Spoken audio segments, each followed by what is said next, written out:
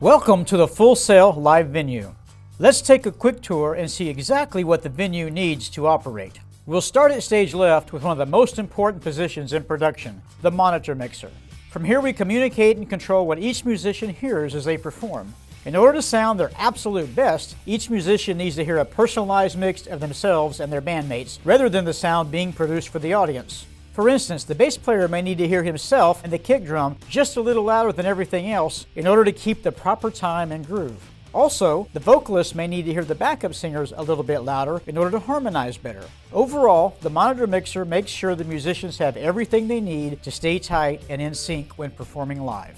Next, just an earshot from the stage, is the green room. This is the place where the performers, their guests, and sometimes lucky fans hang out before the show. This is often where they eat, sleep, and get dressed. This green room is typical in size and amenities to what you would find in most 5,000 to 10,000 seat venues. A complete green room is essential if you ever want any big name performers to grace your stage with their presence. Down the hallway is the power distribution room. This is where all the electrical power comes into the venue. It distributes in different phases, so there are clean, separate circuits dedicated to lights, sound, and stage. This prevents what's called a 60-cycle crossover, which can cause noise and interference in the sound system. The entire array breaks down each individual circuit, much like the breaker box in your house. This room is also where the master communication system is located and can be programmed.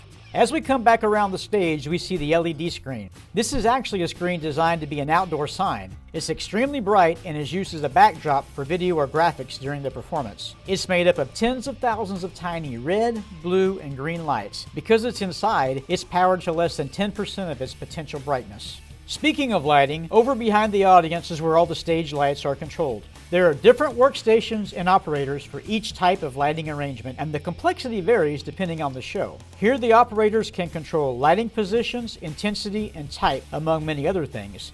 In front of the lighting team is the primary audio engineer, who we often refer to as front of house. This person mixes the overall sound that is heard by the audience. For every audio input coming from the stage, there is a separate channel with a fader that controls the volume, EQ, and many other effects. Now, if we take a quick trip up to the second floor, we'll find the video switcher room. At these workstations are a team that controls both the cameras and what is seen on the video screens in the venue. They are also often responsible for displaying graphics and logos that are provided by the performer. This team keeps all cameras in focus and chooses the appropriate view for the audience. They can also choose the views used for a recorded video. Across the hall is the network room. This room houses the computer horsepower and connection points that allow the different systems to interact and interface with each other. There are several different decks that are installed for multi-format recording purposes. This setup ensures the venue can play absolutely any type of video the performer may provide for use.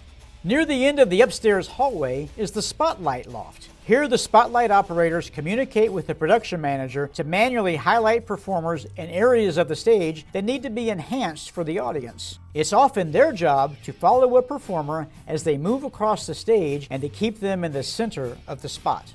Finally, there's the broadcast room. In this room, all the camera feeds are received and views are selected for network broadcast. Any final broadcast-related graphics and text can also be added here if they are needed. The team in this room helps decide what is ready to be viewed on television or any live video feed.